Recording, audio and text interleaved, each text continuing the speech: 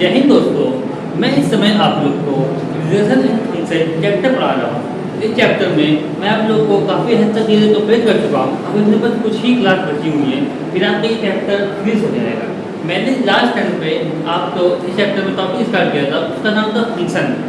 उस फंक्शन जो टॉपिक होता है वो बहुत ही इंपॉर्टेंट होता है, क्योंकि कैलकुलस में फंक्शन का बहुत ही ज़्यादा यूज होता है। आप लोग आगे मैथ्स में पढ़ेंगे, जो भी चीज़ें पढ़ेंगे उसमें रिलेशन वर्ड नहीं आएगा, उसमें तो वर्ड यूज होगा, फंक्शन वर्ड यूज होगा। और फंक्शन वर्ड रिलेशन से ही निकल के आता है। ये मैं आप लोग को लास्ट टाइम पे सिखा चुका हूँ कि क्या मतलब होता है फंक्शन का। तो इसीलिए फंक्शन टॉपिक को आप लोग काफ़ी अच्छे से पढ़िएगा। अगर आप लोगों ने ये समझ लिया तो आगे आप लोग काफ़ी अच्छे से और भी चीज़ों को समझते जाएंगे, जो भी आएगी। आज मैं इस फंक्शन की जो कुछ कैरेक्टरिस्टिक होती हैं उसको मैं आप लोगों को एक्सप्लेन करूंगा, और मैं आपको एरो डायग्राम की हेल्प से समझाऊंगा कि फंक्शन क्या होता है, और कब कोई रिलेशन का फंक्शन होगा और कब फंक्शन नहीं होगा। एरो डायग्राम के बारे में आप लोगों को मालूम होगा ही। जब भी मैं आपको एरो डायग्राम की हेल्प से कुछ भी समझाता हूँ तो आप लोगों को इजीली समझ में आ जाता है कि वो चीज़ें कैसे होती हैं और कैसे नहीं होती हैं।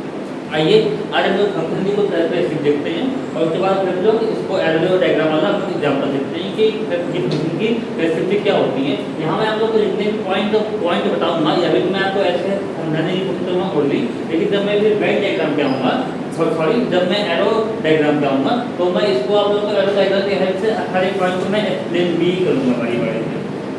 आइए देखते हैं क्या होता है। सबसे पहले हमारा है कि all each element s belong to B, there is a unique element y belong to B.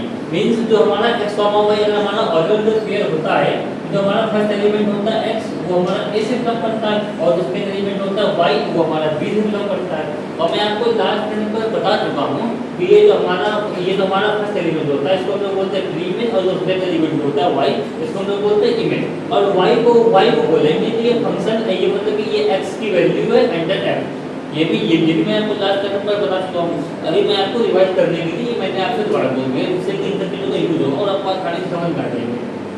इसलिए विषय तो ये है कि a के पास जितने भी एक्ट होंगे, मीन्स ये हमारे फंक्शन के अंदर जितने भी हमारे ऑर्डर पेयर फर्स्ट एलिमेंट होंगे उनका जो सेकंड एलिमेंट होगा वो यूनिक होगा। तो हमारे अंदर देखिए कोई ऐसा नहीं है कि यहाँ में मतलब एक्स हमारा 2 बार रिपीट होता हो। ये मैं आपको लास्ट टाइम पे बता चुका हूँ। मतलब कि इसका अगर इसके जो बात करेंगे तो उसका मतलब यही है कि फंक्शन के अंदर वो जितने भी ऑर्डर पेयर होंगे उनका फर्स्ट एलिमेंट कोई भी रिपीट नहीं होना चाहिए, सब सारे फर्स्ट एलिमेंट अलग अलग होने चाहिए। मतलब इसका वही है। अभी आप लोग को हो सकता है कि ये कब समझ आ रहा हो, लेकिन जब मैं एरो डायग्राम पे आऊँगा तो आप लोग को ये और भी चीज़ें अच्छे से समझ में आ जाएंगी। सिंपल स्टेटमेंट ये बोलता है the element y belong to b is called the image of x under the function f। यही बात मैंने आप लोग को बताया, ये जो एलिमेंट y होता है इसको बोलेंगे image of x under means y हमारा इमेज हो गया और x हमारा प्री इमेज हो गया।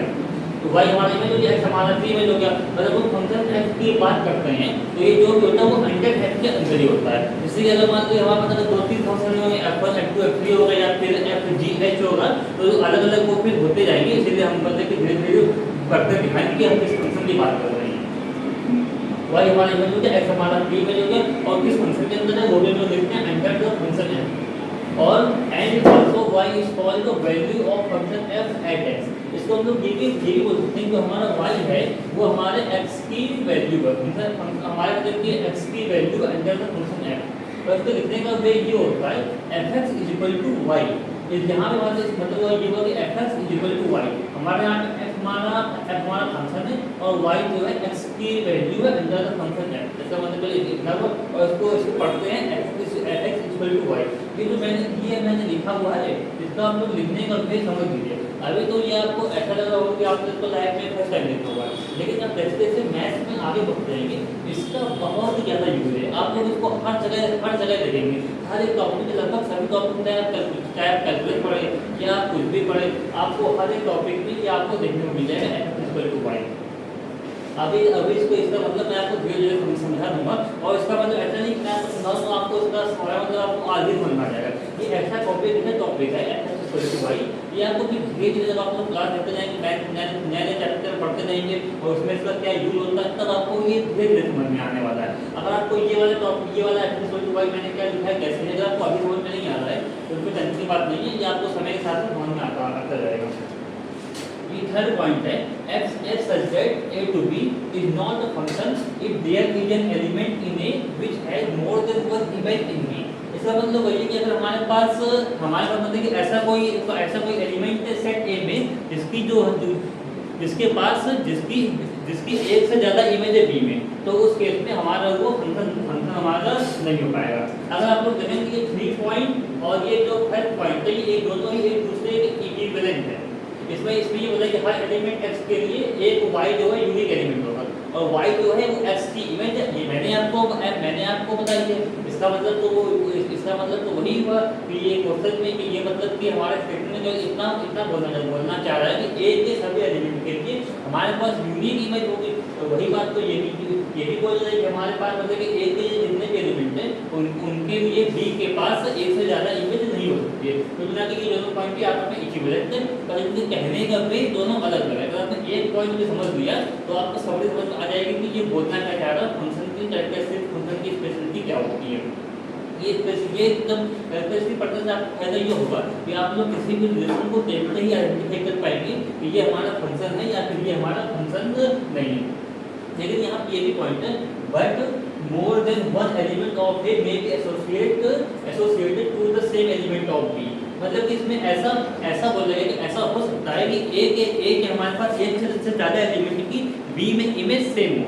मतलब कि ए के हमारे पास 2-3 एलिमेंट हो गए, इनकी इमेज हमारे पास एक ही आ रही है, सेम आ रही है। तो ऐसा पॉसिबल हो सकता है। इसको हम लोग ऐसा समझिए कि कोई हमारे पास अगर फंक्शन है, फंक्शन के पास ऑर्डर पेयर होते हैं। कंडीशन ये है कि ऑर्डर पेयर के सभी फर्स्ट एलिमेंट हैं वो अलग-अलग हो, वो सेम नहीं होने चाहिए, लेकिन सेकंड एलिमेंट सेम हो सकते हैं। सेकंड एलिमेंट हमें कोई मतलब ही नहीं है। ऐसा हो सकता है कि 2-3 ऑर्डर पेयर के जो सेकंड एलिमेंट है वो सबके सेम है, लेकिन फर्स्ट एलिमेंट अलग-अलग है। तो भी उस केस में हमारा फंक्शन होगा। कंडीशन ये है कि फर्स्ट एलिमेंट सेम ना हो, सेकंड एलिमेंट सेम हो या ना हो, उससे हमें कोई फर्क नहीं पड़ता है, क्योंकि जब भी हमारा फंक्शन मतलब हो जाएगा तब फर्स्ट एलिमेंट सेम नहीं है। ये हमारा थर्ड पॉइंट बोलता है। अब देखते हैं कि फोर्थ पॉइंट में क्या बोल रहा है। x such that a to b is not a function if an element in a does not have an image in b।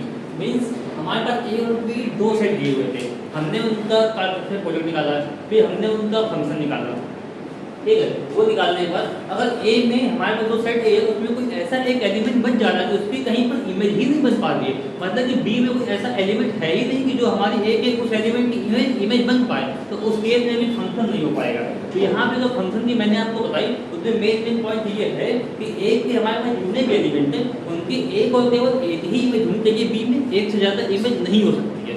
दूसरा जो मोस्ट इंपॉर्टेंट पॉइंट है कि ए के पास कोई भी ऐसा एलिमेंट ना बचे कि जिसकी बी में इमेज ना हो। मींस हमें पास ए की सभी एलिमेंट की इमेज होनी चाहिए। अगर ये कोई भी हमारा रिलेशन ये दो कंडीशन को सेटिस्फाई करता है तो उस केस में ये हमारा फंक्शन होगा, मतलब कि उस केस में ये हमारा फंक्शन हो जाएगा। केवल दो ही पॉइंट हैं जो कि आपको चेक करते हैं किसी भी रिलेशन में फंक्शन होने के लिए या फिर नहीं होने के लिए। मैं वो दो पॉइंट आपको फिर से रिपीट कर रहा हूँ। आप चाहे तो इसको अपनी अपनी आसान भाषा में मैं जैसे बोल रहा हूँ आप इसको लोकल लैंग्वेज में लिख भी सकते हैं, क्योंकि अगर आपको ये दोनों पॉइंट याद है और आपको इसमें से कुछ भी याद नहीं है तो कुछ भी फर्क नहीं पड़ता है। आपके क्लास में कोई भी टीचर पूछे कि फंक्शन कोई रिलेशन फंक्शन है या फिर नहीं, आप कैसे चेक करेंगे, या आपसे फंक्शन की डेफिनेशन भी पूछ ले, तो अगर आप ये दोनों पॉइंट बोल देंगे तो वहाँ पे आपका काम बन जाएगा। और इन दोनों पॉइंट की हेल्प से आप लोग क्वेश्चन भी सॉल्व कर लेंगे। पहला पॉइंट ये है कि हमारे पास जो सेट ए और सेट बी हमारे पास दो सेट हैं। हम कोई भी अगर हमारे पास रिलेशन है वो ऐसा रिलेशन है कि हमारे पास सेट ए के सभी एलिमेंट की बी में कोई ना कोई इमेज बन जा रही मतलब ए का कोई एलिमेंट खाली नहीं छूट रहा है, तो उस केस में हमारा जो ए होता है वो उस केस में जो हमारा फंक्शन होगा वो हमारा मतलब फंक्शन हो जाएगा। लेकिन उसके साथ एक कंडीशन और भी फॉलो होनी चाहिए तभी फंक्शन होगा। दूसरा ये कि ए के पास जितने भी एलिमेंट हैं सबकी एक ही इमेज हो, कोई किसी भी एलिमेंट की एक से ज़्यादा इमेज ना हो जाए। तो उस अगर ये दोनों कंडीशन कोई भी हमारा रिलेशन फॉलो करता है तो उस केस में वो रिलेशन हमारा फंक्शन बन जाएगा। ये मैंने आपको समझा दिया, काफ़ी इजी लैंग्वेज थी। अब मैं आपको टाइटल की हेल्प से समझाता हूँ जो मैंने बातें बोली है उसका मैं कैसे यूज करता हूँ। आप लोग ये 4 पॉइंट को मैंने ओनली 2 पॉइंट में मैंने मतलब कि वो कर दिया, इसको शॉर्ट कर दिया। तो आप लोगों के पास 2 ही पॉइंट होती जो कि मेन हमारे पास यहाँ पे एक सेट दिया हुआ ए, दूसरा सेट दिया हुआ बी, और F1 है वो भी ए से बी में है रिलेशन, और F2 भी हमारा ए से बी में रिलेशन है। हमको इसने F1 फंक्शन दिया हुआ है और F2 दिया हुआ है रिलेशन। F1 और F2 दोनों यहाँ पर रिलेशन दिए हुए हैं। और पूछा गया कि F1 और F2 हमारे फंक्शन है कि नहीं। इस सेम क्वेश्चन मैंने आपको कल भी कराया था, लेकिन कल मैंने आपको डायरेक्ट चेक करना बता दिया था मैं की क्लास करके। आज मैं आपको इस टर्न पे मैं आपको एरो डायग्राम की हेल्प से समझा रहा हूँ, और एरो डायग्राम वाला वो होता है वे वो बहुत ज़्यादा इफेक्टिव होता है, जो उससे आपको इजीली समझ में आ जाएगा। ये देखते हैं, हमारे पास ये दिया हुआ सेट ए, दूसरा हमारे पास दिया हुआ सेट बी। सेट ए में जो एलिमेंट है हमने लिख दिया 2 3 4, और सेट बी में एलिमेंट को हमने लिख दिया 3 4 5। और जो हमारे पास F1 है, ये बात करें फंक्शन F1 की, तो हमने सेट A को सेट B से मिला दिया और एरो बनाने के लिए लिख दिया, ये F एरो बनाया A से B की तरफ और ऊपर लिख दिया F1। इसका मतलब ये होगा कि F1 जो है वो A से B की तरफ जा रहा है, और इसको लिखने का ये होगा कि एरो बनाया A से B की तरफ, ऊपर लिख दिया F1।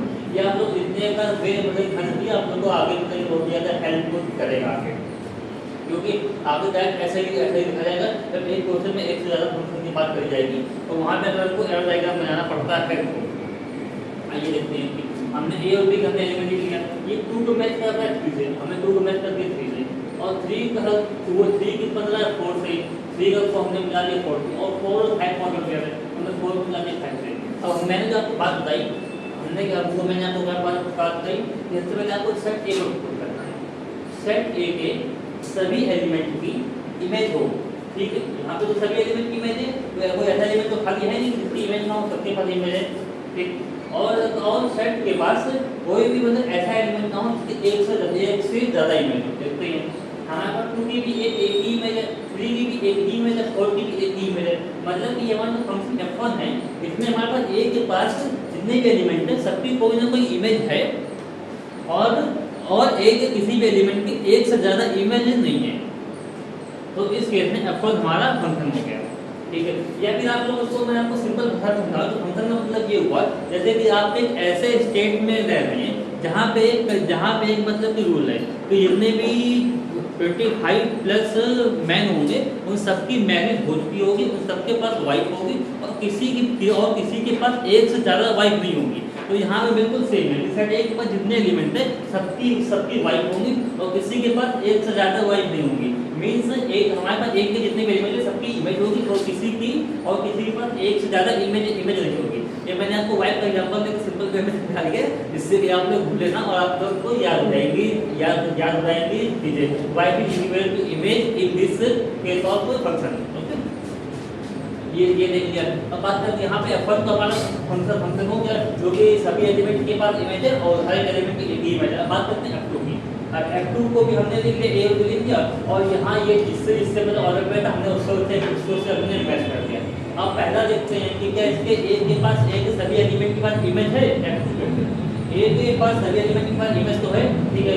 अब अगर ए का जो एक एलिमेंट है 2, इसके पास अगर हम लोग देखें तो इसके पास एक से ज़्यादा इमेज है, इसकी इमेज 3 भी है, इसकी इमेज 4 भी है, इसकी इमेज के हमारे पास एक से ज़्यादा इमेज 3 भी है 4 भी है। तो इस केस में हमारा फंक्शन नहीं हो पाएगा, क्योंकि मैंने आपको बताया कि किसी भी एलिमेंट पर एक से ज़्यादा इमेज नहीं हो सकती है, केवल एक ही इमेज होगी। यहाँ पे हमारे पास 2 के पास तो 2 इमेज हो जा रही है, 3 भी हो जा रही है, 4 भी हो जा रही है, तो इसलिए यहाँ पे ये हमारा फंक्शन नहीं हो पाएगा। ये मैंने आपको एरो डायग्राम की हेल्प से काफ़ी इजी समझा दिया। केवल आपको बस 2 ही कंडीशन याद रखनी है कि रिलेशन हमारा फंक्शन है या फिर दिया पे फंक्शन नहीं है। वो 2 कंडीशन क्या है वो मैंने आपको समराइज करके बता दिया, और मैंने आपको एग्जाम्पल की हेल्प से भी समझा दिया। अगर बाई चांस मान लीजिए कि हमारे पास यहाँ पे एक एलिमेंट और हो जाता है यहाँ पे 5, और 5 में कोई भी इमेज ना होगी, तो उस केस में हम लोग ये बोल देते हैं कि F1 is also not a function. हमारा F1 के फंक्शन ना हो, यहाँ पे हमारा 5 तो हमारे पास था नहीं, तो इसमें यहाँ पे F1 हमारे पास फंक्शन हो गया।